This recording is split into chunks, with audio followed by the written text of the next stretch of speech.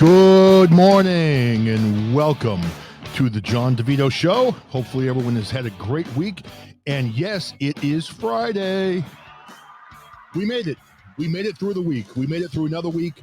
This past Monday, I honestly didn't know if I was going to make it through this week. So I'm thrilled to be here. It's raining yet again here in Massachusetts. That is all we have had this summer. It has been the summer and now the fall of rain. So I've had enough rain. The good news is my lawn has never looked greener. My grass has never been greener. There's not one neighbor with a burnt lawn right now in our neighborhood. So I guess that's the good thing. So anyway, we're going to get it going today on Friday. Get a bunch of things to talk about, some funny topics, some news stories, weird news, and then get into a top 10 list, which should be kind of fun.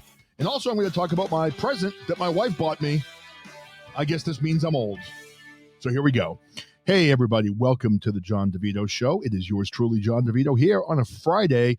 And yes, we have finally made it to the weekend, and that deserves applause yet again. Oh, yes. Thank you. Thank you. I feel like I've accomplished something because this Monday, I've got to say, man, was rough. I got up, and it was one of those Monday morning blues. And Friday is literally my favorite day of the week because Friday, you still have to work, which I'm doing. I've been working crazy all morning, taking my lunchtime break right now. I'm going to get back at it this afternoon. But at least on Friday, when you're working, that you've got the whole weekend in front of you. And my favorite part of the entire week is most likely like a Friday evening because you've got Saturday, you've got Sunday, and on long weekends you have Monday also. So you've got that long, that nice 2 days, maybe in some cases 3 days off. And it is just the best feeling in the world. Now, to make that a little bit better, this weekend, we have no sports tonight. Now, my son does have football practice, Brandon. And for any of you that follow me on Instagram, last Sunday, he played quarterback and broke off a 50-yard touchdown rush from quarterback. They got smoked in the game, but if you follow me on Instagram, check it out. Really cool to see him run for that touchdown. But tonight, our neighbor is driving to practice. So literally, we have nowhere that we have to drive tonight. And trust me when I tell you that that is a huge thing in our life because we have, again, the 4 teenagers. None of them really have licenses yet, so we're driving them to work. We're driving them to sports. We're driving them to their friend's house. We're driving them literally like everywhere.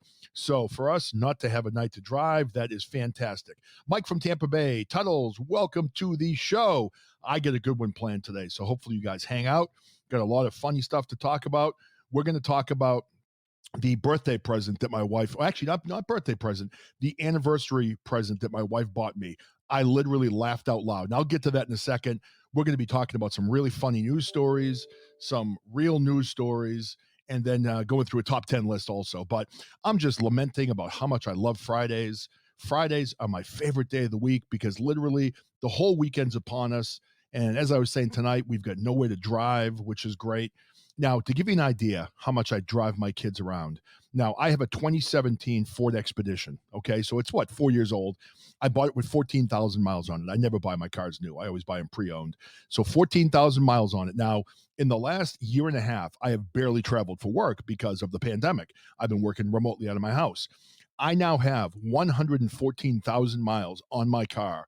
Most of that being driving my children to work, driving them to sports, driving them all over creation, and that's where all the mileages come from. So just kind of crazy. So I've got Mike from Tampa Bay, and we've got Tuddles in the room along with Eric. And now, Mike from Tampa Bay, I noticed you've been calling Tuddles Cuddles. I want to know if there's something going on here. Is this something we should know about? Are there congratulations in order for the two of you? Now, you know that here at the John DeVito Show, I have an all-inclusive show. So I welcome everybody, regardless of color, sexual orientation, and that's probably a boomer way to say it, but excuse me for being old and making stupid comments. Now, on that line, I'm going to repeat this story again in a little bit. Now, let me find it. What the hell did I do with it? All right, so loose lips sink ships. Absolutely, baby. It's good to keep your private stuff private. That's what I always say. But anyway, as many of you know, I just celebrated my 20th anniversary. 20 years. Can you believe that? My poor wife, I don't know how she's put up with me. honestly, I am literally the biggest pain in the ass. I'm sure some of you have come to that conclusion by listening to my radio show that, I'm a good guy, but I can also be a huge pain in the ass. I'm certainly very colorful. I like to do a lot of different things, like this podcast being one of them. And my wife's always kind of laughing at me and just shaking her head at me. When I walk into her office, at her work, it's all women that work in her office, and literally they kind of like laugh at me because they hear all the stories of all the eccentric things I do in my life. I'm in movies, I'm on the radio, I'm doing my sales job. I'll do anything once, literally, well, within reason, that is. But it's funny. So the other day, now I thought I did well. You guys have to give me your impression on how I did with my wife's presents. Okay, now check this out. So normally I would send her flowers for our anniversary. Now this was 20, so this was a big one. Okay, and honestly, the two of us don't believe a lot in gifts. What's up, Doss? Welcome to the show. So my wife and I don't believe a lot in spending money on gifts. We're just not into that. We don't spend extravagant amounts of money on gifts for each other. It's just not something either one of us really care about. But I figured for our 20th anniversary, I should do something at least somewhat special. And I try to do the things that hit you in the heart a little bit more than just, throw money at you. Because honestly, in my life as a kid, my dad threw money at me all the time. And I just hated it because I got expensive stuff, but never felt like that connection for getting the real stuff. JD's real name is John Holmes. I wish that was my real name, man. Unfortunately not. Like Superman, they have like Superman and then Bizarro Superman. There's John Holmes, and I'm the Bizarro John Holmes. He had 14 and I've got like 4. So yeah, I'm the opposite of John Holmes, unfortunately. So anyway, going forward. So anyway, I decide I'm going to get my wife a nice couple of presents for her 20th anniversary. And I wanted to, again, kind of hit him in the heart a little bit. So I did go out. I got her a dozen roses, but they were mixed in with like a fall arrangement. So, it was kind of expensive. It was like $100 for the flowers, which I think is ridiculous. But anyway, I get them in a nice vase. And then I found out from my daughter, I guess my wife's favorite place for lunch right near her work.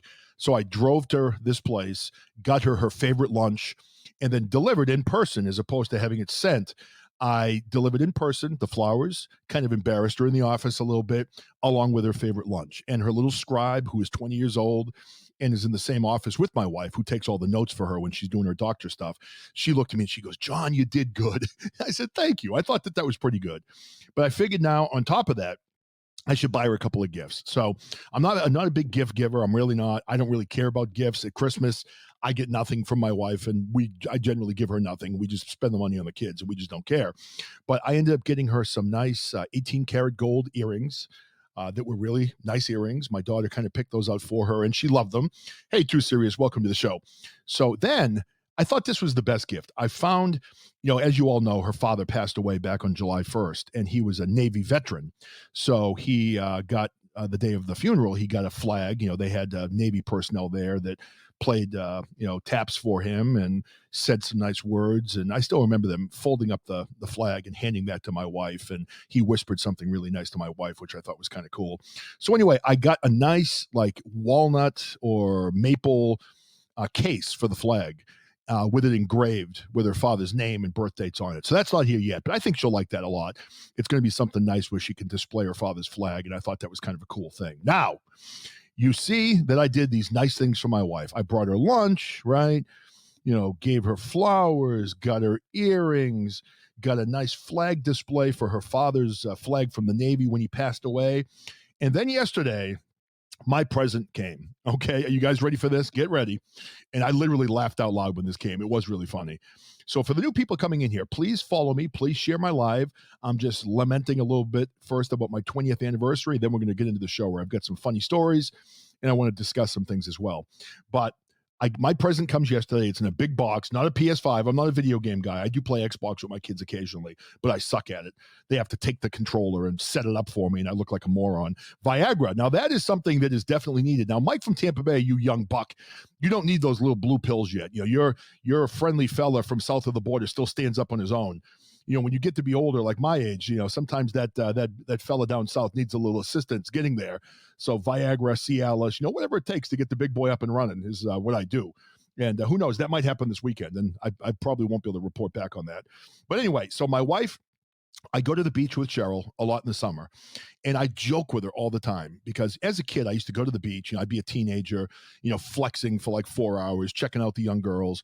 And I would always see the old men with their metal detectors down by the beach, kind of waving the metal detector around and searching for buried treasure and all that stuff, right? So I would always go to the beach with my wife the last couple of years. And I'd say, Cheryl, I'm getting older. I don't know what it is, but those metal detectors are starting to look pretty good to me. They're starting to look, I can kind of see the value in having one of those now. It could be a hobby for mine later on. Completely joking, completely just kidding about the whole thing. Well, the box for my anniversary present comes yesterday, and I posted a picture on my Instagram of the user's manual because I haven't set it up yet. But my wife bought me a metal detector. She literally bought me one. So there we go, Cheryl. Thank you very much for listening to me and giving me a very good joke. I literally laughed out loud when I got it, and we're going to be putting this thing together, and I will be using it. So she thinks that this was a joke gift, but what she doesn't realize is I am now going to become a professional metal detector. And the best thing about this gift is what I'm going to give my children from having this gift. Can you imagine what it's going to be like going to the beach with my 4 teenagers and me going, okay, guys, I'm going to take a little walk and I'm going to start searching for metal. And I'm going to be that guy with my metal detector out searching for gold and stuff like that. I can't wait to see how much I horrify my teenagers with this gift. So this is actually going to be an excellent gift. Mr. A, welcome to the show, brother. So anyway, as for a sex bot next year, dude, I'm glad that you think I have that much energy, dude, at my age. I don't need a sex bot. I need like a laundry bot or something like that can help us clean the house. As far as a sex bot, man, I don't know. Maybe my wife needs one. I don't know. But anyway, right? Exactly, Tuddles, right? Oh, look we spent $700 on this machine and I found a nickel. That's what I'm expecting with this stupid thing. But it is so funny. I totally cracked up laughing, and I got to give it to my wife. Hats off for this particular gift. All right, listen, I'm leaving the page, so I can't see you. Eric, if you could manage the comments while I'm gone. We're going to be reading some funny news. There's a couple here that are classic.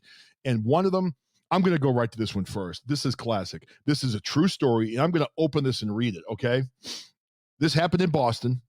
A Boston high school was forced to use a party bus with stripper poles for a field trip.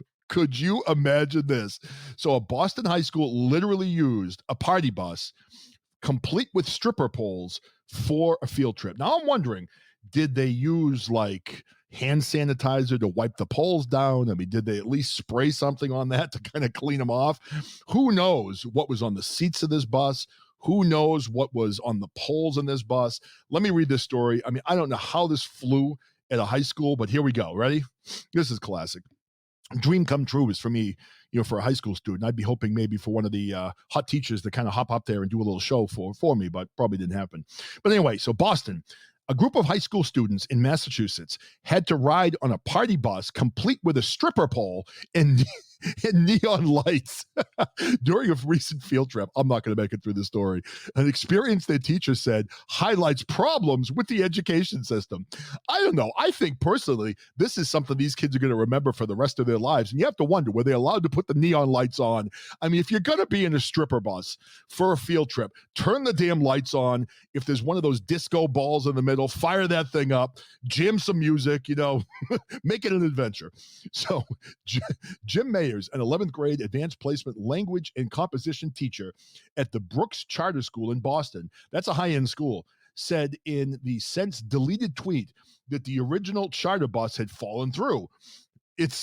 It is a funny story, but there actually is a real bus shortage, and it speaks to major flaws in our education system, he said, adding that the field trip was a success. I'm sure it was. I'm sure the kids were thrilled. The boys were probably pumped to be on a party bus, even to look at the stripper poles. You know how you are when you're 16 years old. You don't need the little blue pill. I mean, anytime the wind blows, your little fella from south of the region pops up. So I'm sure that even the thought of what goes on in that bus was enough to kind of excite the boys. So he is now using the attention he's getting because of the original tweet to urge people to better understand educational inequalities and other problems facing the nation's schools. Now, talking about educational inequalities, the Brooks Charter School is a wealthy school, okay? Boston is one of the wealthiest cities in the country.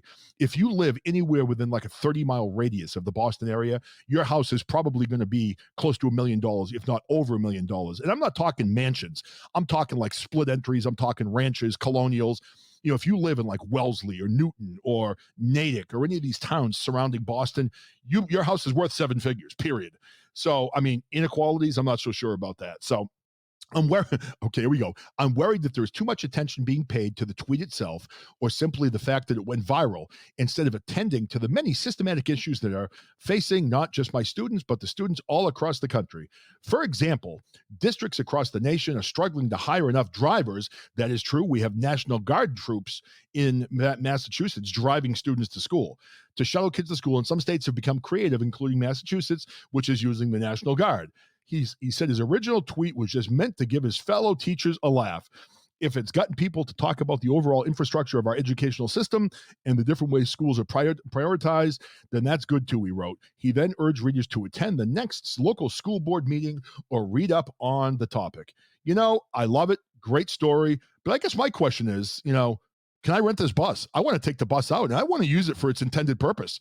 I mean, if these students are able to get a party bus with stripper poles and neon lights, I want to know where I can rent this bus. Maybe you can all come with me. If you guys want to all come up to Boston, we'll rent this bad boy. Now, again, we do have a diverse group in here, so we may have to have a combination of men and women on this stripper bus. But you know what we may have to do? I'm not into the whole man thing. Of course, I don't mind measuring up. I mean, if I see a guy, I'll take a look and see how big his penis is and see how well I measure up to it. But maybe we could put a curtain in the middle. Like we could have the people that are into men on one side, and you can have that curtain in the middle, and then the people that are into women on the other side. We can have a little curtain over there. And if you want to peek and go back and forth, that's acceptable. But I'm saying, man, we put this thing together. We'll call this the John DeVito Show Party Bus. We'll get this bad boy going in Boston, and we will fire it up, right? So if anyone's down, just give me a comment down there, share my live, and I think we need to kind of get this thing going. But that's just unbelievable. I mean, that would have been literally a dream come true for me to actually be on something like that, and that is just classic. So, all right, let me go back. There's a couple more really funny stories I want to read before we get to a couple news stories, and then a little bit of a talk I want to get into, which I think will be fun as well. Nothing too serious today, just kind of light fun today. Let's see. Let me scroll down here. Now, this is kind of funny. I was just talking about Boston real estate, right? So there's a home in downtown Boston, and you want to see this thing. I'm looking at the picture. It's called Boston's famous skinny house. This thing is only 10 feet wide. The house itself is in between two like large apartment buildings, it looks like brownstones. And this is a little narrow house that looks like a tower almost. It's 10 feet wide, but it just sold for $1.25 million. That's Boston. Just crazy, crazy, crazy, prices in this city.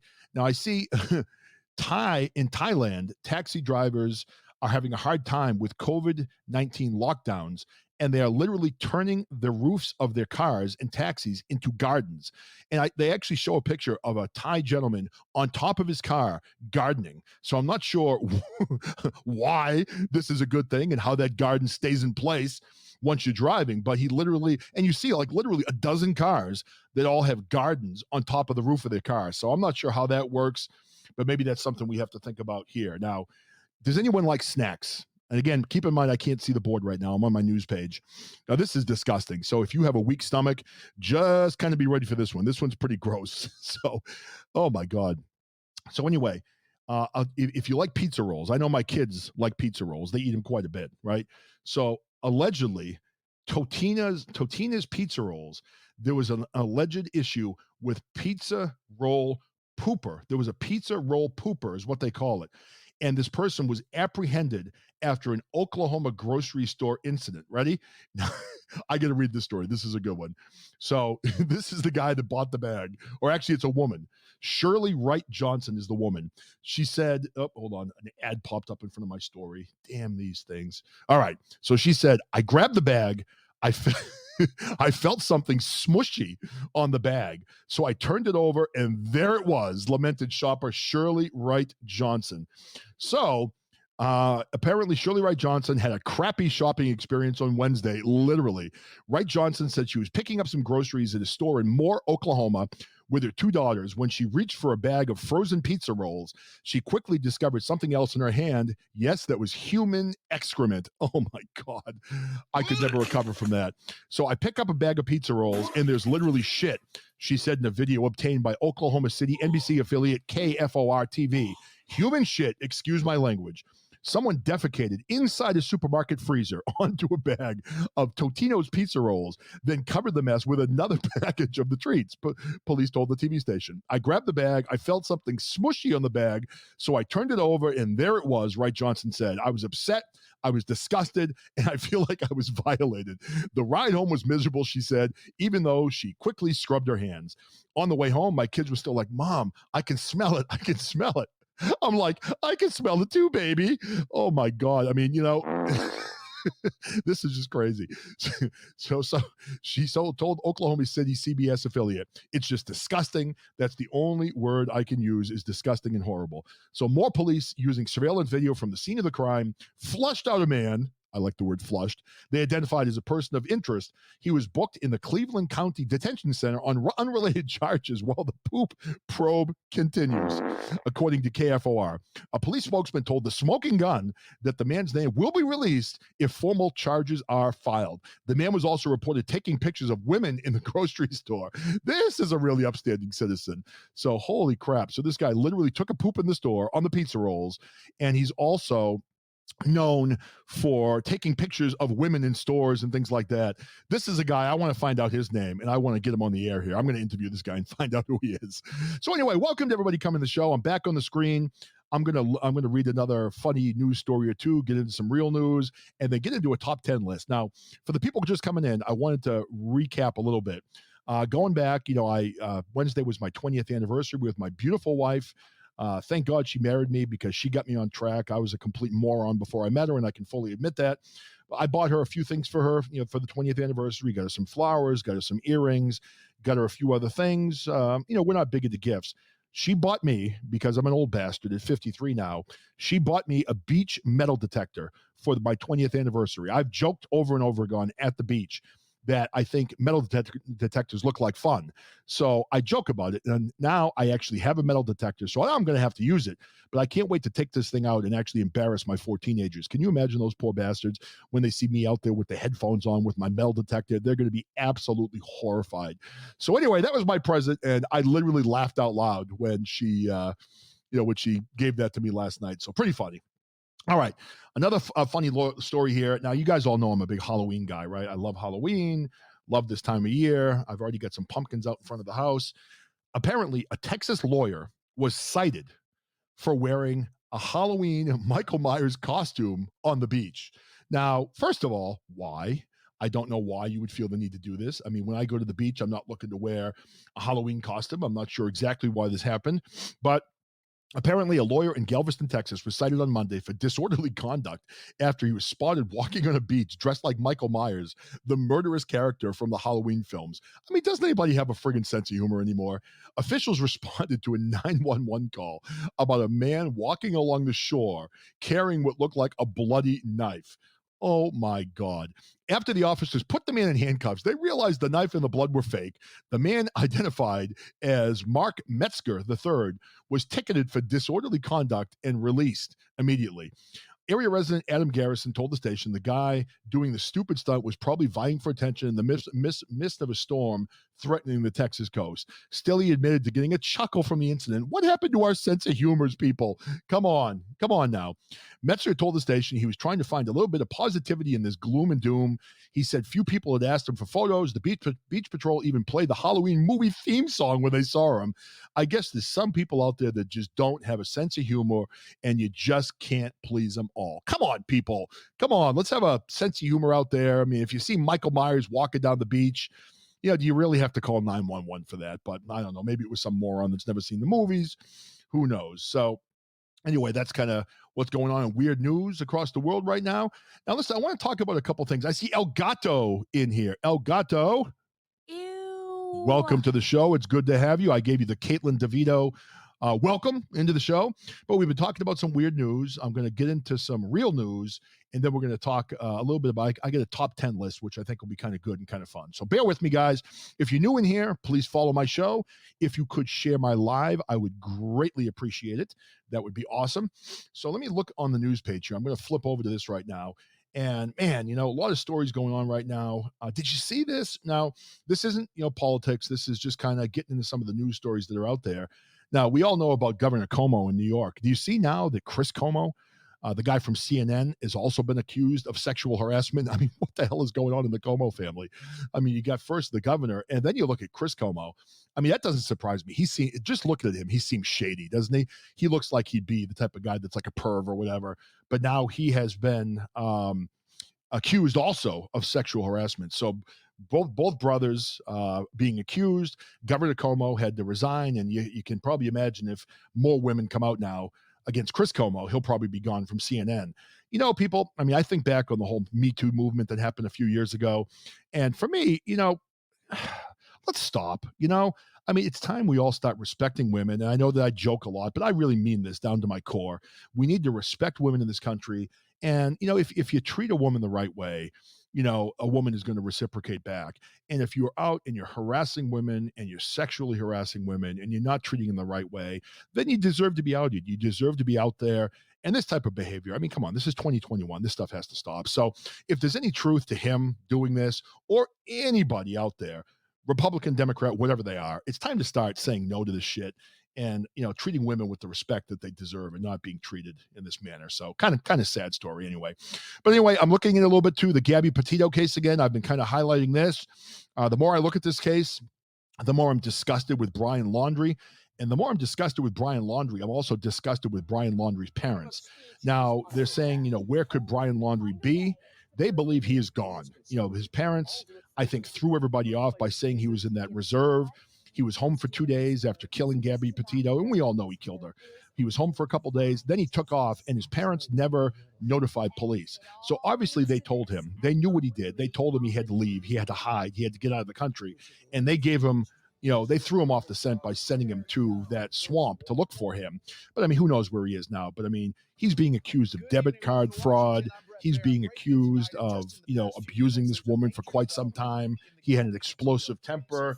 He was very controlling. And I hope to God they catch him because, again, still very sad that Gabby Petito lost her life. And I'm sure the officers out west had wished they'd intervene a little bit more and maybe stop this whole situation from happening. But, hopefully they catch this guy. I hope he doesn't get away because he murdered this young woman and he needs to be brought to justice. So let's hope that we find Brian Laundrie. All right, so I'm coming back to the page. Welcome to everybody that's in there. Boy, a bunch of messages. I'm sorry I haven't been seeing them. But I want to talk about something that's bothering me a little bit. This is going to be the little small political part of the show that I want to talk about, but it's really even not that political. Oh, Spanky and Beans, screw me, John. Oh my God. Well, let me ask you this, Spanky. Now you're saying screw me, John. All right, let's break that down. Or this fucking annoying saying that I hate. Let's unpack that. I fucking hate that. Can you guys think of any other terms you hate? When someone says to me, let's unpack this, I'd like to literally punch them in the throat. It actually drives me crazy when I hear that phrase. Okay, we've got a lot to talk about, so let's unpack this. Let's unpack it. So I get a better idea. Why don't you unpack my package and grab on that because I'm done. Oh, that's another one. Circle back. Jen Psaki, let's circle back on that. Oh, but I will say that I am attracted to Jen Psaki. I think she's attractive. And El Gato, I'm going to let you call in a second. I'm going to lament for a little bit longer, then I'll let you come in and call. Okay, so hold on 1 second. So yeah, let's circle that. But I do think, I think it's the ginger thing. I think you're right. Something about her, man, Jen Psaki, she does it for me. So anyway, all right, yeah, come back in and we'll let you talk in a little bit, El Gato. Thanks for popping in, bud. So anyway, let's talk about the issue at the southern border and then also what's going on at the northern border. Now, this is something, maybe one of you can explain this to me in the chat. Now, this is not meant to rip, any particular political party or anything to that effect. But if you look at what's happening on the southern border, right?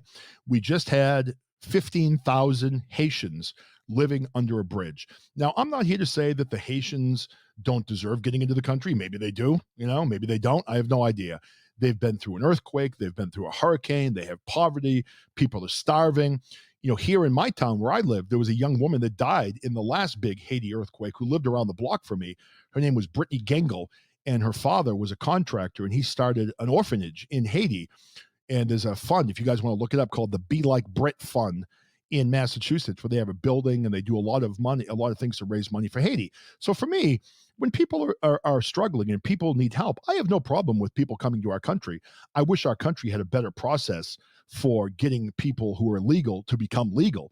I mean, vet them, check them out, make them legal, allow them to work, allow them to vote, and get them into the country and make them a legal citizen so we know that they are people that should be in the country. If they're criminals, get them the hell out, right? So anyway, the southern border seems like it's open, right? The southern border, people are pulling in literally hundreds of thousands of people. Biden and Harris are saying there's nothing that can be done to stop these people pouring in over the border. But then if you look at the Canadian border, this is a story I saw yesterday in the news. I've been thinking about this nonstop. If you are a Canadian citizen right now, our buddy Glenn is one. If you're a Canadian citizen and you are vaccinated and you wear a mask, you have all of your papers, you cannot cross over into the United States because the Canadian border is shut. So imagine if you're, a resident of Montreal, a resident of Toronto, and you want to drive to the United States and you've been vaccinated and you've been taken care of, you can't come to the United States because that border between the United States and Canada is closed. But then down south, we have an open border policy where people are pouring into the country by tens of thousands of people. They're not requiring COVID vaccines. They're not requiring COVID tests. These people could be passing COVID all over the country. And once they are very loosely vetted at that check station, I think there are only about 2,000 people left under that bridge now. They are being ushered to every city across the country. I know New Hampshire got a bunch of Haitian immigrants who are coming into the country. So we're not testing for COVID. We're ushering these people all over the country. Many of them probably have COVID. And I mean, how is this the right thing to do when we are a country that is seeing growing numbers with the Delta variant? So I'm going to let people call in. People are going in left and right. So Tuddles, I'm going to accept your call. Eric, did you call in, Eric? Oh, there you are. Gato, I'll let you call. This Eric, is directly related to the topic you're talking about. You guys could, for people coming in, explain to me how this makes sense. Because honestly, I'm not being obtuse. I'm not gaslighting anybody. I saw that comment down there. Oh fuck! Don't say that. Don't say that right now. Hey, John. I'm gonna throw myself out of the fucking car. The COVID vaccine. So I don't know if you guys want to talk on that. Elgato, Tuddles, who wants to go first? My comment. You call in first. Go ahead. Oh, hold on. I did it again. All right, now you're on. Go ahead. Here's the thing, John, that whenever we call in, because I don't like the way they change up this call feature, like if you click on our icons in chat, you see an option to invite them on to call. Yeah. Yeah, that's better.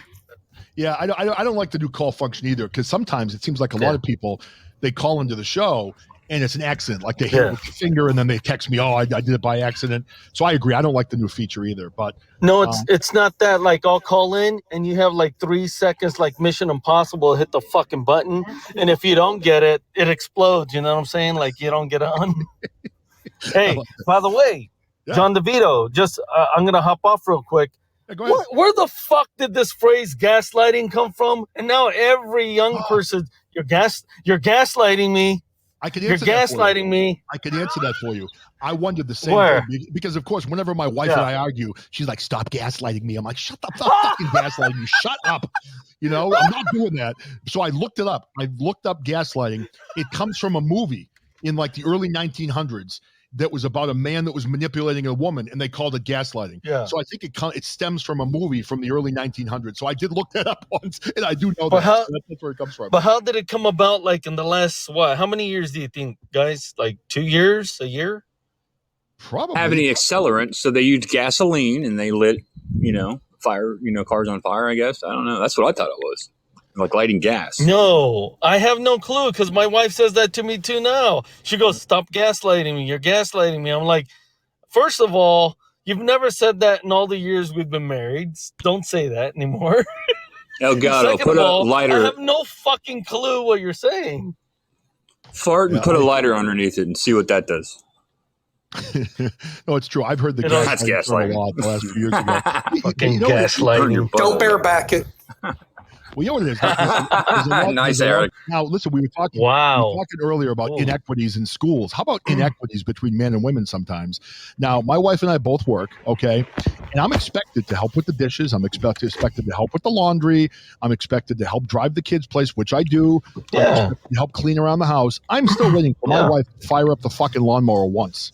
I'm waiting for my wife, when we have a snowstorm, to pick up a shovel and fucking shovel some snow. I'm waiting for her to friggin' get the weeds out of the flower garden, paint the house. She can do the gentle things that we can't do. We're always so rough. So the women have their part, and we have ours. But together, we as a team, See, No, Tony's because the you know girl for why, me. She likes John? mowing the lawn. I like Because that. because I deliver a lot of packages, and I judge when I see a wife out there busting her ass mowing the lawn. I'll judge the man. Like, what are you doing? Where's Like, her what the lazy ass fuck? husband? Yeah, what the fuck? And if I see him inside on the couch, then I'm really judging him. You know what I'm saying? No, my wife will say to me that she'll go, when I see you doing the dishes or doing the laundry, that kind of turns me on. And I kind of laugh about that a little bit. But honestly, if I see Yeah. a woman outside in her yoga pants or a pair of jean shorts mowing the lawn, I Holy got to shit. say, I drive by, I'm like, ooh, look at that. Damn. And they're all sweating and shit. I've only seen that a couple of times. Yeah. And it's like, oh man, I kind of feel bad. But what are you gonna do? I don't, brother. I like it. I agree with you 100%. So I mean, I got a full group of people in here. I don't know what to do. And, good luck. You know how I go. I talk constantly. So good luck getting the word in edgewise with me. Maybe I'll get on the line. You're like Max Headroom with the fucking 80s, bro. Hey, I gotta go. See you guys later. Have a great day. Good to see you, my friend. Take care. All right. So Tuddles, we got you up here. You want to go and let us know what you're thinking? I lost my train of thought. I do that all the time. Wait till you get older. I got into looking up the gaslighting thing. I and wanted to read posted that. it in I the forgot. chat, but me Kate see that. said, sorry, Q Bella said that, she doesn't mow her lawn because I've seen her backyard and it looks like a giant sandbox. Whoa. Her what? Let me read Tuddles' Tuddles' definition here for the people that are going to be listening and download later. So Tuddles was kind enough to look up the definition of gaslighting, and let me see if I can read this without messing up some of the words, because you guys all know I have a good voice, but I have an IQ of about 60. So I'll do my best trying to read this. So gaslighting, and here it is a colloquialism, I know I said that wrong, that is loosely defined as making someone question their reality. The term is also used informally to describe someone, in quotations, a gaslighter, who persistently puts forth a false narrative which leads another person or group of people to doubt their own perceptions to the extent they become disoriented and distressed. This dynamic is generally only possible when the audience is vulnerable, such in unequal power relationships, or when the audience is fearful. So, okay, there you go. There's gaslighting. That's what it means. And now that I read that, I think my wife's gaslighting me. So I think I'm going to start throwing that at her now. When she comes home today, I'm going to be like, honey, I love you and everything, but over the last 20 years of marriage, I realized that you've been gaslighting me. And I'm going to see how that goes this Friday afternoon. So, all right, Tuddles, anybody, Spanky, Mike, what do you guys have? Spanky's on the call. Yeah. I'm just flirting with Bella in the chat, or Kate in the chat. Are you flirting? Hey, Jeremy. I'm sorry. Hey, maybe I can help you form a love connection here. Now, if it's going to happen, Destiny's will always make its decision. I think I'm not going to lie, man. She's an attractive woman. You're us getting married. Guy. I think you two getting together would be a great idea. And Cummungs is make us some sexy babies. Look at Cummungs. As long as very nice. Now, how old are you, Cummungs? You're 28 years old. You're a damn millennial. 29. And you're throwing out that shit. Jesus, Cummungs. Come on, man. Of course, I'm kidding. But, and hopefully he doesn't offend any of my, I don't even know the right word. Homosexual, is that even offensive? Now it probably is. If it is, I apologize. But my gay friends. Not ugly, Gato. Yeah. So let's see. Gato, we got Gato sexy babies. All right, see. Talk hard. Research shows. Oh, it's gone. I hate when this happens. Now I get to scroll back up, and I don't have a mouse, so I get to get that little small thing and push it up. Okay, so that's like me talking about my penis. Grab that little small thing. So research shows. You say that a lot, man. It's usually the opposite. I would say that I am perfectly average, to be completely honest with you. So I'm very open about my life. I would love to say that I've got a foot-long fellow open, down below. like a fly. Yeah, I am average. I'm average to above average. So, I mean, I don't want to brag or anything, and I'm a little embarrassed. But I mean, when I say average, I'm saying probably a solid 9 inches. It's just an average penis. So, right, okay, hold on. Not true. Maybe I'm lying a little bit. There's my applause button. Okay, so for everybody out there, I'm not letting anybody talk. So, Mike, you're flirting. Spanky's, what's going on, man? I need your humor in here. Come in and kind of get me going. Spanky and Beans, one of the funniest damn shows I've ever heard in my life. These guys should be some morning drive DJs in some big radio station someplace. They're amazing. So, what are you guys doing? Is he here? Spanky. He's been summoned by the DeVito. Is Spanky spanking? Spanky spanking it. I unmuted him. So let's see. Spanky, you there? He is not there. Oh, what a good way to get all these calls, man. So, God. Eric, let me ask you. So while we're waiting for some other people to get on and talk, Eric, what I talked about regarding the southern border, what do you think? Down south, we got people pouring into the country.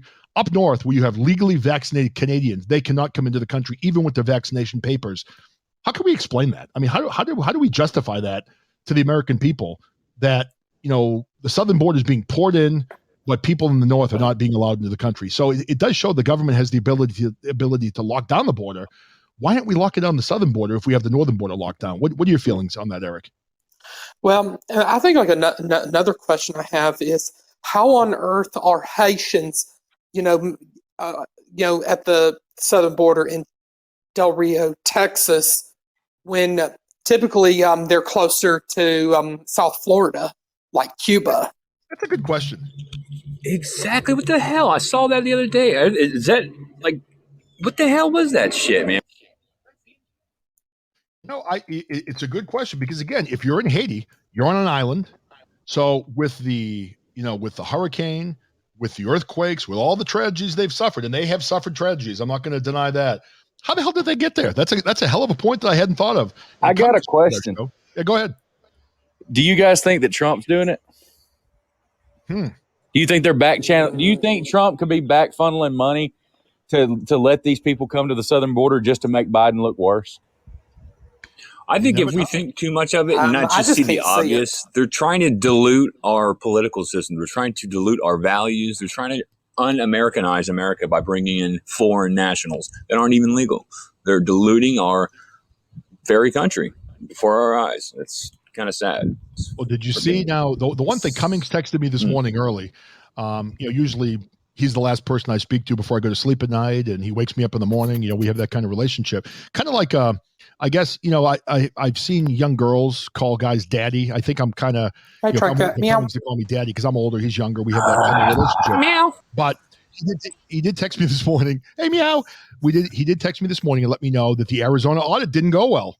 So how do you guys feel about that? Apparently the Arizona audit was released, and it shows that Biden actually won by more votes than was initially reported. So, Trump had hoped to show, it's out there. Take a look. Yeah. Take a look at Google. It's been released, and he grew votes. He's when they did the audit, there's accountability, right? I mean, there is no question the actual audit. I mean, it's legit. Supposedly. I mean, I see Talkhart saying that it won't be released till 4. So officially it's not going to be released till later on today. And you have to wonder if this is why it was delayed for a few weeks, because they knew the results didn't come in the way they wanted. But, Dark Bear's right. I'm still Republican. I'm still Trump all the way. I want to see him come in 2024 again. But, I mean, for me, does this show that maybe have we been sold a bill of goods, or did they cheat in the audit, or was the cheating undetectable? Those are the questions I have. I mean, Cummungs, Mike, whoever, if you guys have anything on that, what do you guys think? Dark Bear just kind of said it. We're being attacked in all different fronts. I mean, they're coming at us, and they're doing it in all different ways, man. I got a friend that's a Secretary of State, and he says that when those machines are connected to the internet, he says it doesn't matter what the the paper ballot is. So he was like, you can canvass the vote all day, but until you have the IP addresses that access that router on that day, he was like, you're never going to be able to prove fraud. And he was like, that's why we don't have our election machines connected to the internet. And honestly, I don't even know why we have election machines that could be connected to the internet. How stupid do you have to be to think, oh, no, this is unhackable, we'll connect this to the internet? Trust a computer. You can trust a computer. It's part of their whole broadcast a Wi-Fi signal. It's all part of their whole mantra of, but you just got to trust the process. Why do we need to audit the elections, to start with? Because I think, there's a thing called the United States Constitution and a thing that our founders had intended as a thing called checks and balances. But nobody seems to think about that. They're chipping away at it, man. They're chipping away at it. If you start standing in it, I tell you. If you look at all the things that they put that were areas of concern on the Arizona audit, if every single one of them are true, and this happened, there's 10,000 here, 9,000 here, 9,000 here, it's still not enough for Trump to overcome that lead. We need paper ballots again, dang it. And we need hanging chads. I would love the hanging chad rather than a damn hacker. you know. Well, the thing of it is, you have to realize with these tech people. I mean, I'm pretty good with technology. I think we just lost Cummungs. He dropped off. Call back in if you want to, brother. But anyway, I mean, when you look at these people that are creating these systems, I mean, we're talking about the Michael Jordans, the Einsteins of tech. I mean, if you don't think these people can, do whatever the hell they want with these things, if they're connected to the internet, they can. But I mean, for me, when I look at this, I mean, the Republicans paid for this. They hired cyber ninjas. This was supposed to be like a partisan evaluation. And, they didn't find anything. I mean, for me, if we're going to have ballots, maybe there needs to be some type of secret watermarks on ballots. And for the government to say those type of things don't work, I mean, they put them on money. So, I mean, in order to try to avoid people, creating fake money and things like that, they're putting watermarks and different types of security measures on those. And there are a lot of them. I mean, with my job, I've sold forensics products over the years. And one of the forensics activities that we would do is you have a microscope and you analyze the different types of watermarks and security features on the different bits of currency. And they're pretty extravagant. So why can't we do something like that on these ballots if they're going out? So I think we shouldn't know. I think we should not know if there is these security precautions, especially just like the behind the scenes that's going on. I'd rather not know. And just believe that there is, because we can't have people that actually truly love this country did not see this coming. We saw this. I mean, we could not just be that naive. I just believe there's things in place that maybe we should not know, because we'll screw it up, by trying to comfort each other. But, I don't know.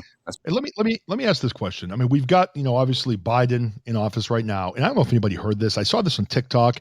I don't know how true this was or not, but I did see on TikTok, there was apparently a Secret Service person that's worked for Biden or on Biden detail who came out and basically gave interviews saying that Biden clearly has dementia. The whole White House staff is worried about it. He's wandering around the White House at 3:00 in the morning, not knowing where he is, literally, defecating in his pants. Oh, that is true. Yeah. So I saw that. Weekend at Bernie's, I'm telling you. So you see, Weekend at Bernie's at the White House. Yeah. So I mean, he's out of it, and you get Trump, who a lot of us love. I thought he did a great job as president.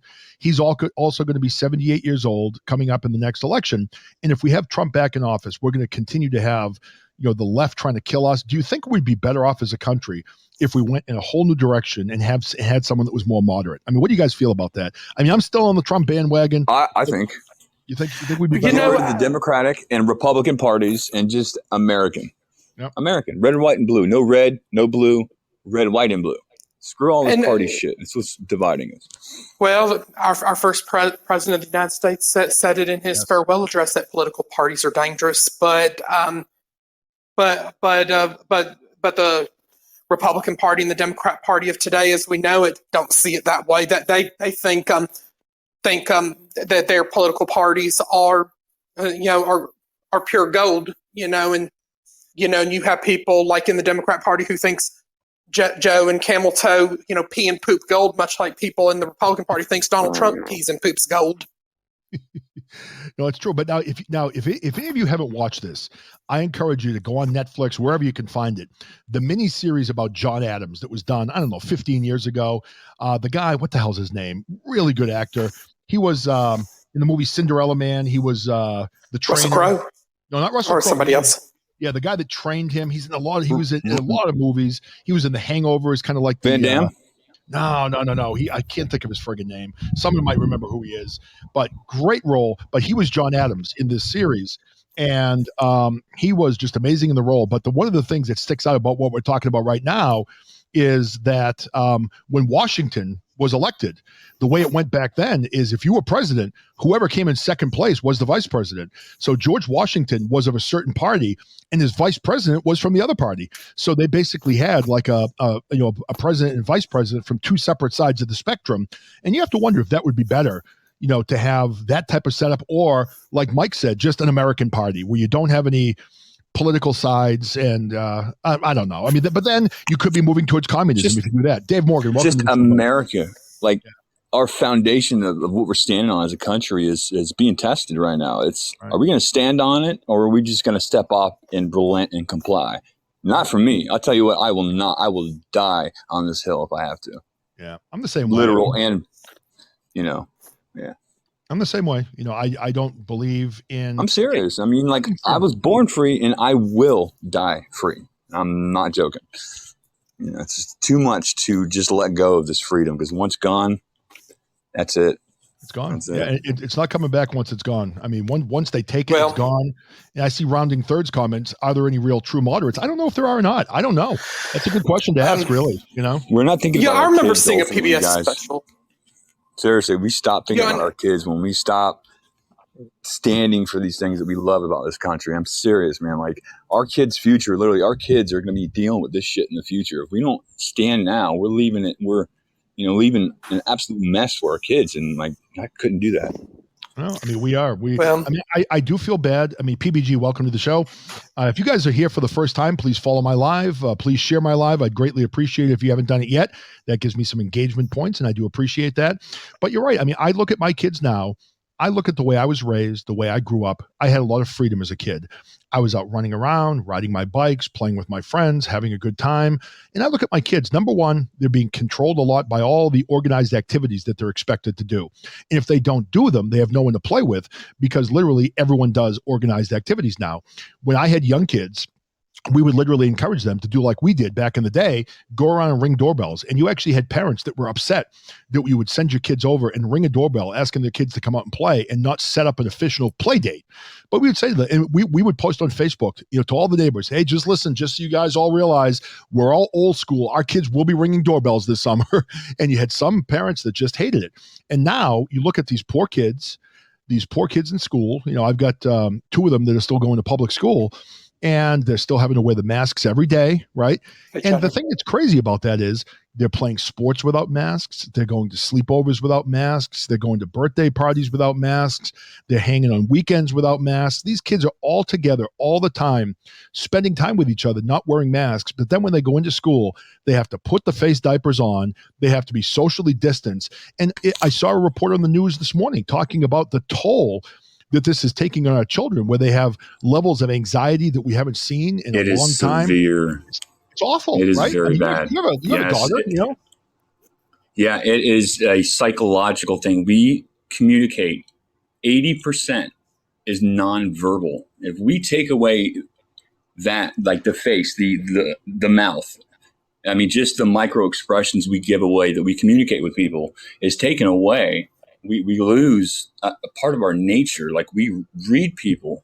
Body language is 80% of how we communicate. Not verbal, it's nonverbal. Take that away,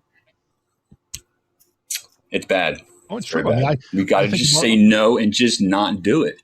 The talking about it gets us nowhere. Just doing it and not finding out, or talking about what divides us. Let's just unite in a sense. I mean, no, it sounds corny, but it's true. It's stands the test of time. These words, it's stand in this, and they can't stop us all. Hey, Tuddles, I see your comment. My daughter homeschools also, and she doesn't have to wear a mask either. And, my two youngest are very social, and they like to be out with their friends. But, I mean, what they're missing is just unfortunate. It's sad. But it's great that you're homeschooling. I think that's a great thing. It's been really good for my daughter. But now, Eric, you might be able to relate to this. I think of my oldest son, who's on the autism spectrum. My oldest son, he had to learn in school. They had to teach him facial expressions because he did not understand what they meant. So he went through extensive training in school to learn what a smile meant, what a look of concern was, what all these different looks meant. And funk, I'm sorry. And Jesse, welcome to the show. Thanks for coming in. If you're new, please follow my show and please like me. I know I said the F word. That was awful. Then I'm going to go to Caitlin there.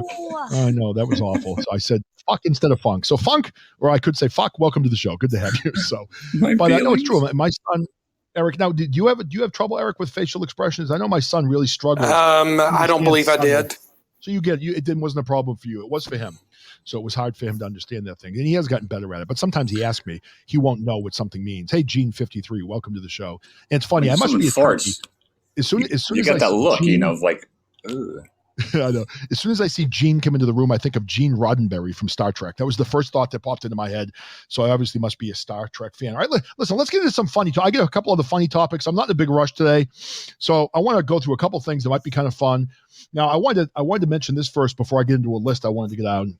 Now, remember, I've been talking about the rain we've gotten here in Massachusetts this year, and I'm sure my buddies from Maine and Vermont can agree with that. Right now, it was the fourth rainiest summer in the Worcester area where I live in the history of the area. So we actually had, and they went by the meteorological summer. So they went by June, July, and August. In Worcester, we had 20.65 inches. 2011, we had 21 inches. 1938, 21.3 inches. And then in 1955, back in that year where we had horrible global warming, we had 24.83 inches. So we have just had nothing but rain. It rained last night. It's raining again today. So the rain just continues right now in Massachusetts. But, I was thinking about my diet. Like I think I've told you all, I'm on a diet right now.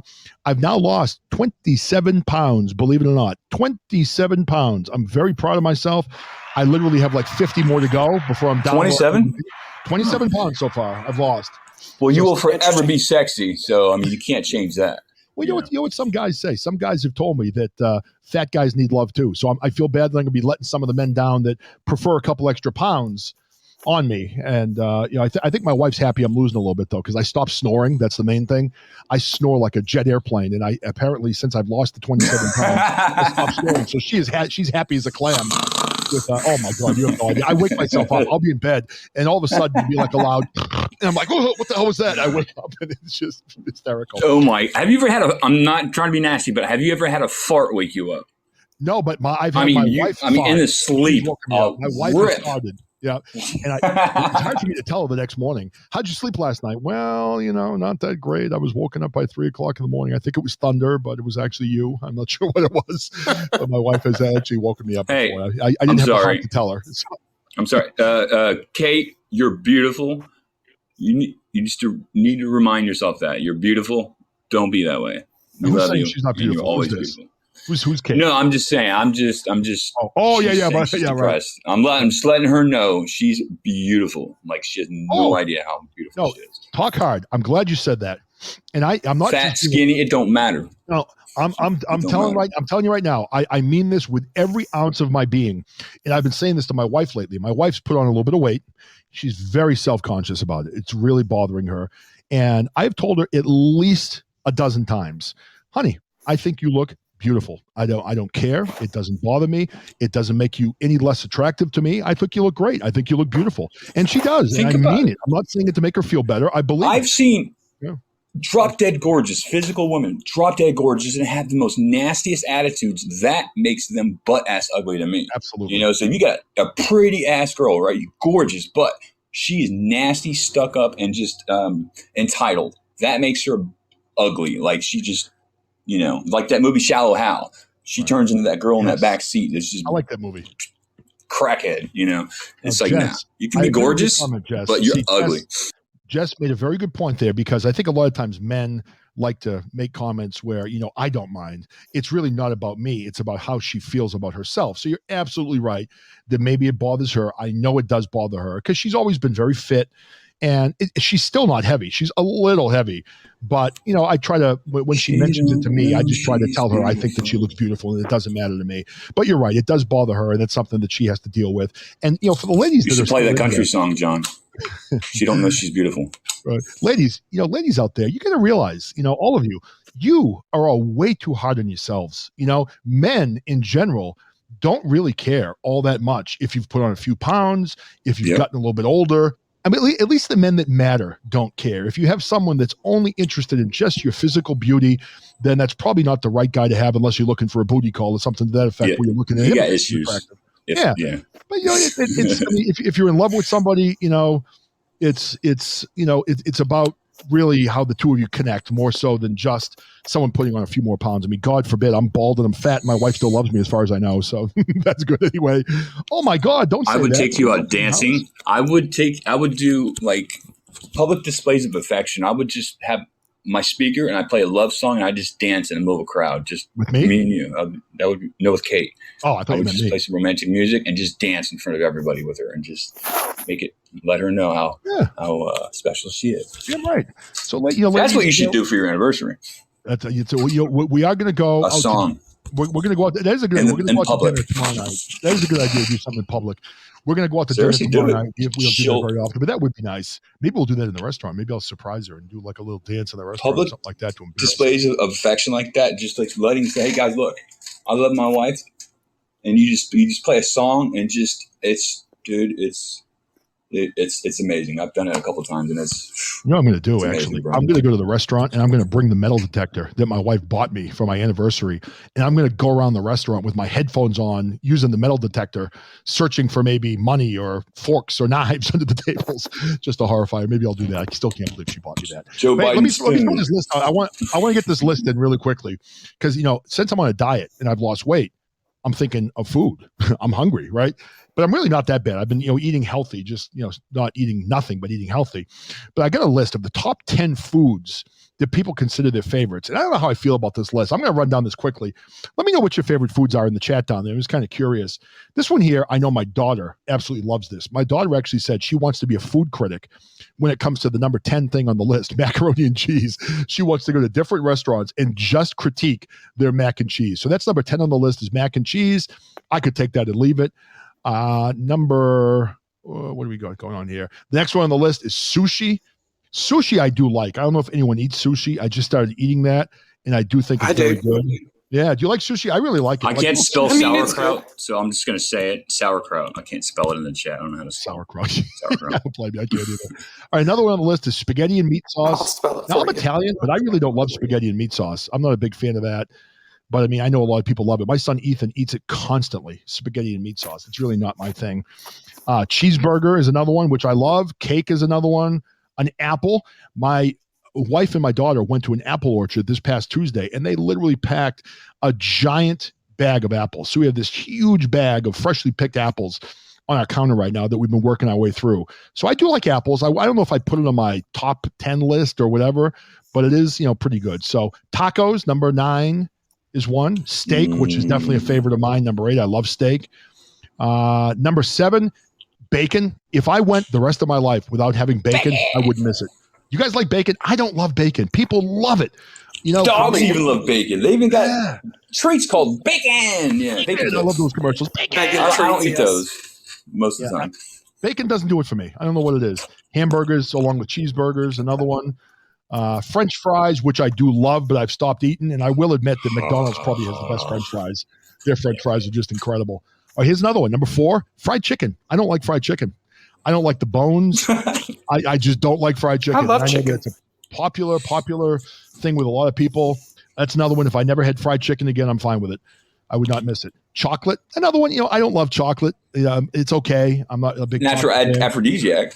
Yeah, that's a good point. Maybe I should buy some chocolate for Saturday night then to get things ramped up. I'll take my little blue pill and then I'll get some chocolate. Kind of get her going with the chocolate, get myself going with my Cialis, and we'll be good to go. Number 2, ice cream. That should be number 1. I love ice cream. And it's funny. I've run into a few people the last few years that literally don't like ice cream. Eric doesn't like ice cream. Eric hates ice cream. I like it. He loves sherbet ice cream. He eats sherbet ice cream. I love ice cream. He's a spokesperson for sherbet ice cream. I don't like sherbet. I've tried that before. It's not for me. I'm more of an ice cream person. I didn't know Eric didn't like it either. All right, what do you think of this? I love it. Pizza, number 1 on the list. I do like pizza. I mean, I think almost pizzas are good. Pizza. Yeah.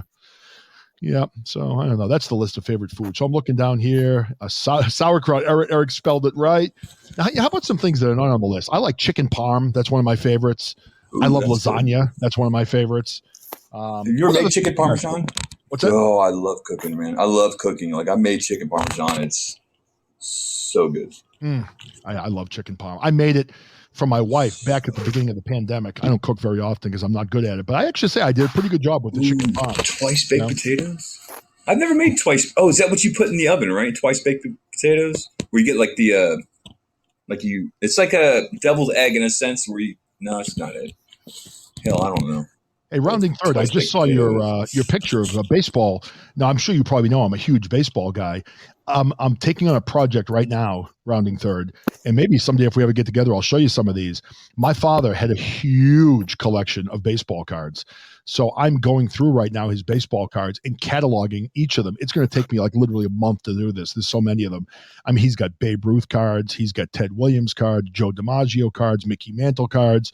We found one Mickey Mantle card yesterday in his collection that it's worth about $3,000. I'm guessing it's probably like a 4 or 5 on the PSA scale of rankings. It's not ranked. But if you had a 10 mint gem version of this particular Mickey Mantle baseball card. It's worth upward of $200,000. So I saw that. I'm like, why couldn't this be a 10? We could sell that. But yeah, he's, I went through one box already. I mean, he's got literally thousands. I don't even know how I'm going to go through all these and catalog My them all. brother had tons of that. All those, he had like some old school cards, man. I don't know what. Glenn's in the room. Is that Glenn? Is that the Glenn? Yep. Oh, Glenn, what's up, brother? I've been missing you. I was thinking about you yesterday. I'm glad you came in, man. How you been, brother? Hopefully everything's going well.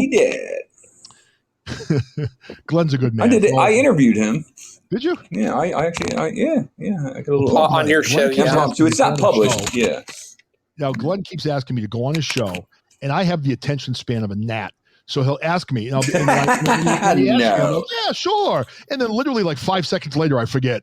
And of course, I don't follow up. So, Glenn, I apologize that too many minds on your show. I'm terrible like that. Hey, did I tell you guys about who I have coming on the show? I haven't heard back from him yet, but I had the agent of Reggie Hendricks reach out to me on LinkedIn, and he gave me Reggie Hendricks's cell phone number and email address. So I emailed him. He's a cousin of Jimi Hendrix, and I've listened to some of his stuff. If you haven't heard him, Google him. Reggie Hendrix. He does a couple of songs of Jimmy's that he sounds just like him. So I'm going to be at some point when he gets back to me interviewing Reggie Hendrix and getting to him. So that should be kind of fun. So, hey, Mike and Eric, since I get you guys, what are you guys doing for the weekend? Well, I'm going to my dad's house on Saturday to do yard work, make a little bit of cash money there. But I don't, in case anybody missed it on Wednesday, the Slightly Serious show had, television weather forecaster Carl Bonnick on. He was the guy who worked at the Michigan NBC affiliate, but got let go from his job, for refusing to take the vaccine and shot. Wow. And the audio episode's already published, but we're also working on getting the video version of that episode published on Rumble, along with the Michael Baca and the most recent Free Think episode, the Anthony Carbonaro and Neil Crabtree episodes. I'm going to be finishing up me and my daughter are making a learning video. We're kind of teaching kids how to like write or do basic math. We're making these really fun videos, and we're going to do one at the beach, I think, this weekend. And we're going to make some sandcastles, and I'm just going to try something fun. It's something that she likes to do. She's only 5, for crying out loud, but it's just fun, and it's and I like making videos anyways because it's cool, and it's we're making some like a little YouTube learning type videos.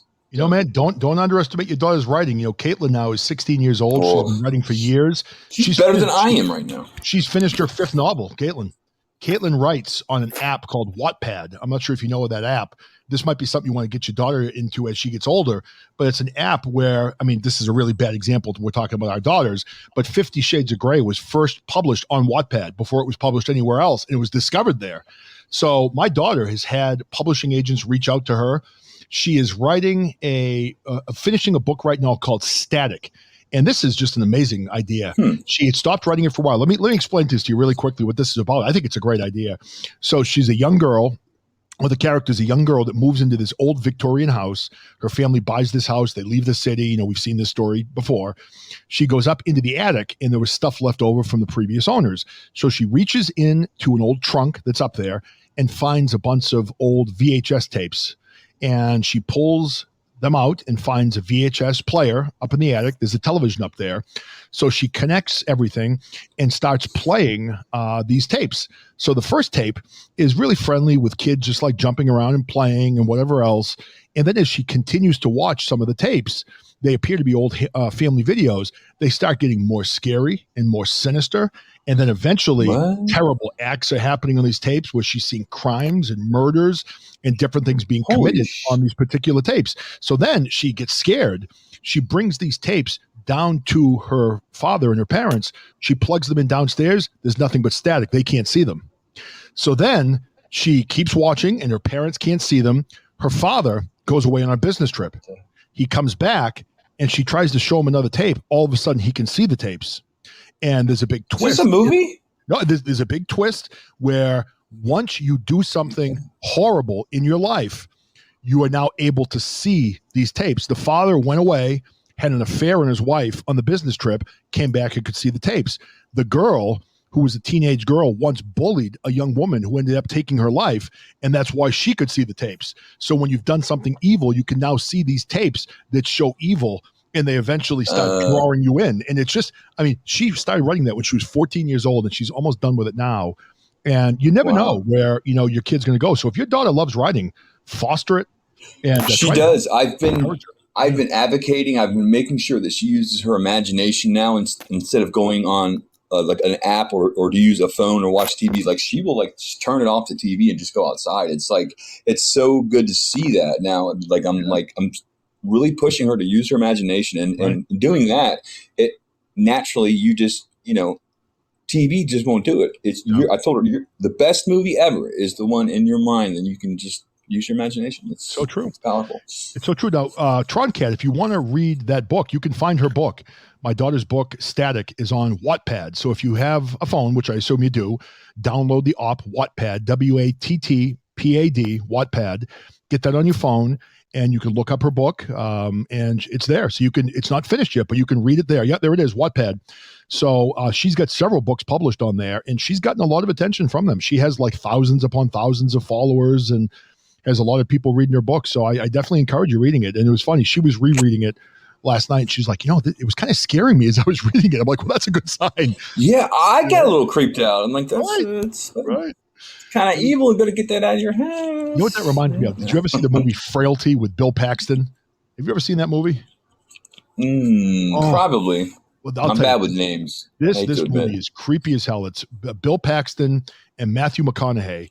And they have a father when they're little kids who says that he saw God, and God told him that he had to exterminate demons on earth. So God apparently in his vision gave him a list of people, and these little kids are going along with their father as he's supposedly exterminating demons who are people. So later in life, you find out that one of the kids also had the same vision, and he is doing it in front of his children. So his children are trying to defend these people. And I don't want to give away the twist, but the twist at the end is pretty good, where you find out something very specific about what's been happening. And actually, there's a lot of truth to what, you know, the fathers were saying about seeing the list from God. And it's really kind of a cool movie. I see dead people. Yeah, Frailty with Bill Paxton. Good movie, definitely. What's that one with that girl sits in front of the TV and that lady comes out of the well or something? She comes out of the TV. That was creepy. I don't know if that's The Ring. Yeah, The Ring. That was it. That's The Ring. Eric, how do you do that? Do you have a microprocessor in your mind? Or how do you do that? He's like I remember seeing a clip of it. Have you guys been following Jeopardy at all? Have you guys been watching Jeopardy? Anybody in here? They have not really watched TV in a long time. If you haven't seen it, tune on Jeopardy. There's a new guy now that's won 27 straight times. He got his doctorate from Yale. The guy's unbeatable. He's won like, I think, $1 million now. He's won close to 30 times in a row. And that's what he does. The question comes out. He looks for a second like he doesn't know it, and then it just comes from somewhere. And he literally knows the answer to like every question. I've never seen anything like it. Neuroplasticity. That's what Eric has a lot of. Neuroplasticity. Oh, so that's the term. I like that. That's a good term to have. Yeah. Now, did you guys see, we were talking about The Ring. Did you see in Connecticut, the house where they filmed The Conjuring that is supposedly haunted is now up for sale for $1.2 million. So you could buy that house. Who's going to buy that? Right? These people did. That'd be crazy, right? Well, they bought it for $400,000 like 10 years ago, and now they're trying to turn it around and sell it for $1.2 million. I mean, I guess you could turn it into like a bed and breakfast, or you could turn it into, you know, a place where people can come in and look for ghosts or whatever, like the Lizzie Borden house in Massachusetts. But I mean, I don't want to own entrepreneur mindset. Right. Yeah, you can, you charge people and, you make your money back somehow. Well, we thought about that when we were up in New Hampshire going to Lake Winnipesaukee. We took a side trip because we were watching that series on Netflix about H.H. Holmes, who people believed was Jack the Ripper. And his childhood home is in New Hampshire, right off the path of where we would drive every weekend when we went up north. So we drove by his house and we saw it. It was up for sale at the time. And we were thinking, boy, if they show a correlation between him and Jack the Ripper, we could literally buy that house and let people come and sleep in Jack the Ripper's bedroom. Now, was Jack the Ripper the guy who's known for crop dusting? Crop dusting? No, he was the guy. Yeah, he'd go and just pass gas, and he would just rip it. Jack the Ripper. And walk by people. I don't think so. Him right there. Jack the. Oh my God. All right, guys, listen, I'm at an hour and 15, having a blast. I think I'm going to probably wrap it up. I'm going to be on probably over the weekend. So I've been kind of enjoying doing Saturday and Sunday shows. And as you see, Eric, I'm sorry about yesterday. Something came up and I wasn't able to get on. Yeah. I had the show published. So that was my bad. I left you out hanging. No, scheduled, you mean? I did. Yeah, I kind of screwed up. I had it scheduled and forgot about it. And I was just busy with work. But I'm going to try to be on every day next week if I can at 11:20 or so, right after the Old Man Show. I hope you all come back. Over the weekend, I'll probably be on in the morning if I can do it. So if you're around, check in. We'll chat a little bit and just have some fun. Love you, brother. Thank you, man. Today. Oh, yeah. I had a good time today. Hopefully you guys had fun. Mike, before you get off, you got anything you want to say? Then we'll go to Eric to kind of recap some of the shows coming up. Don't give up and try love instead of hate. That's about all I got. And Q Bella, if you're still here, honestly, and I mean this, not being a creepy, weird guy, but I've seen your pictures. I think you follow me on Instagram and I followed you back, I believe. You're beautiful. I think you're an absolute knockout. And I really mean that. You're a beautiful woman. And, any man would be very, very lucky to have you, or anybody would be very lucky to have you as their significant other. And I truly mean that. I mean, that's the first thing I saw when I saw your picture. I'm like, oh, she's really pretty. She's freaking hot, dude. Right, she's beautiful. I mean, you get Lady Me in here, another beautiful, strong, intelligent woman. In my opinion, there is nothing better than a strong, intelligent woman. To Glenn. Now that's you, buddy. I've been on your show. Yeah, that's you, man. That's your experience. But there's nothing better than an intelligent, beautiful, confident woman. That's sexy. The comment you made earlier about knockout, drop dead like models who are just mean. You can have them. I want nothing to do with that. That ugly. They are unattractive. I would not talk to a woman like that. And when I saw that kind of attitude, it's just shallow Hal. It's literally like shallow Hal. It's like they turn butt ugly like at a moment. I'm like, no, thank you. Glenn, I'm just commenting on your comment there about me sexually harassing you. Ew. There we go. I stay away from that, Glenn. You're not my type. Of course, you do cook. You're a chef, so I do like men that can make men dinner. But of course, Mike's got you beat. He's a cook. He's handsome, young guy. I think Mike may be the way I go. But now I already tried to hit on Eric because I told Eric now if I became gay, would Eric ask me out on a date? And he shot me down point blank and said no. So I guess he's done it. Well, I think you've already eyed Frankie D. Oh, yeah, Frankie D's a good-looking young man. But see, like I said, I wish I could. What do you think the D stands for? That might be the initial for his last name, but we don't know what that is. I don't know. Frankie D, it's a capital D. I mean, come on, I don't know. I'm just saying, and I'm being honest, if I were to go that route and be gay, I don't think I would want a man with a giant penis being that would be going to a place where giant things shouldn't really go. So I don't think that would be something I'd be into. I'd prefer like average, maybe.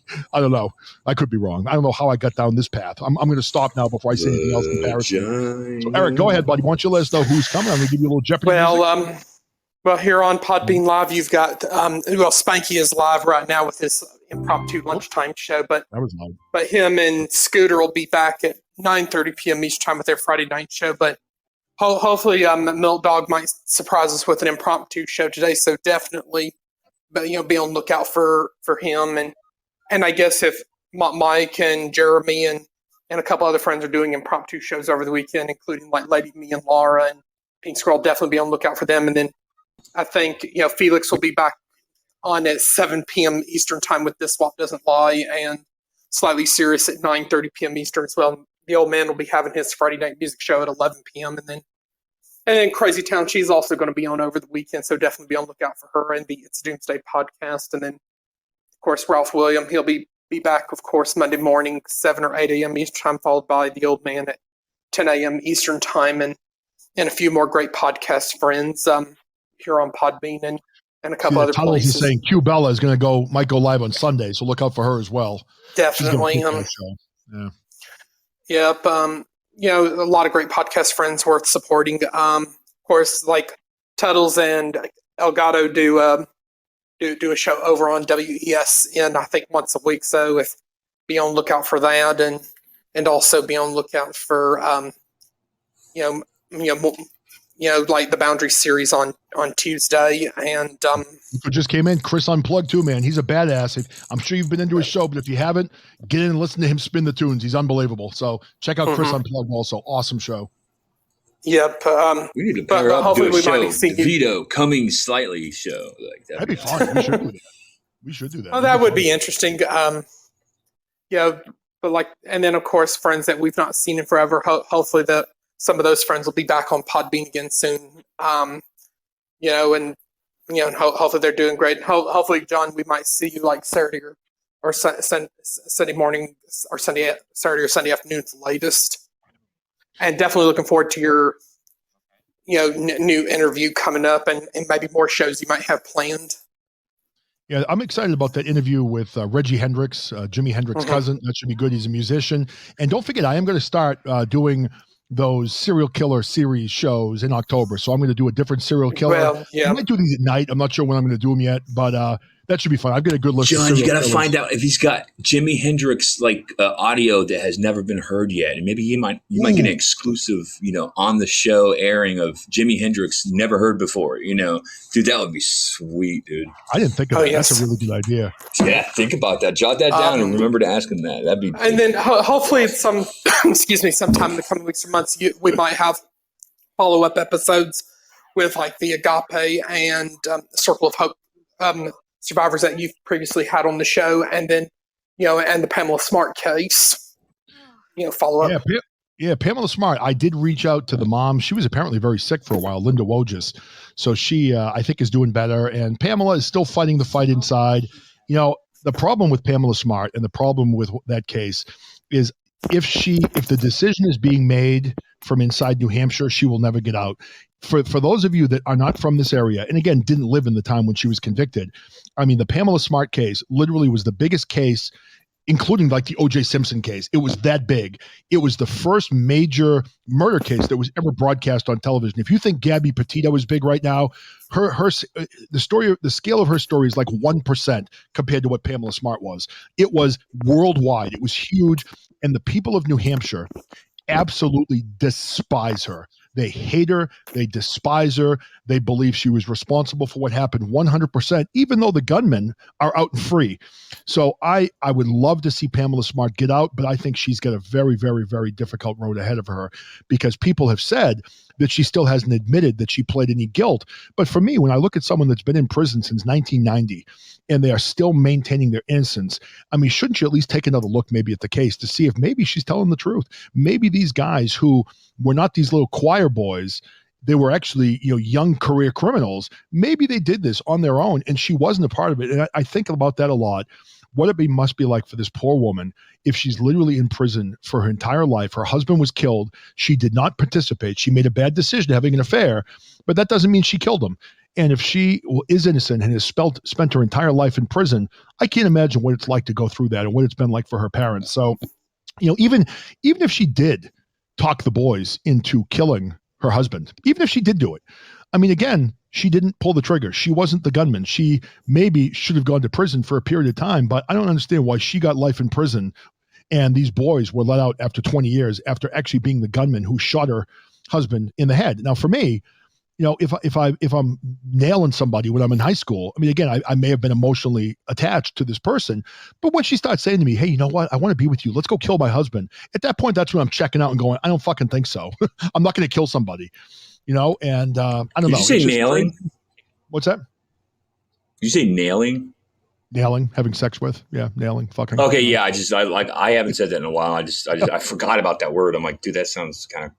It's an old term from the 80s we used to use, back in the old days, I nailed that lady. Yeah. It's like. Yeah. I picked up my. It was our way to sound cool, but we really meant it's like, hey, I just finally got some or something, I'm not a virgin anymore. Well, see, this is the way you'd say it back in the day. I picked up my rotary phone, I called that broad, and I nailed her, right? So there we go. That's like a Donald Trump back in the old days. Right. All right, everybody, listen, I got to get back to work. I got to get my ass back. Nailed it. Thank you very much. John is old sometimes. Nailed it. I'm old, but I'm still very immature. That's what my wife tells me all the time. Oh, no. Well, we're about to head on out of here, Gato, but I think some of us are going to go over and hang out with Spanky.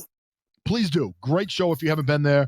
Go see Spanky. I love you all, and we will be back soon. All right, take care, everybody. See you now. See you later, everybody. Love you all. Take care. God bless the USA. How about God bless me? God bless John DeVito. I want to hear that. God bless John DeVito on the John DeVito Show. I love that. On There Podbean. you go. That's outstanding. God bless Mike.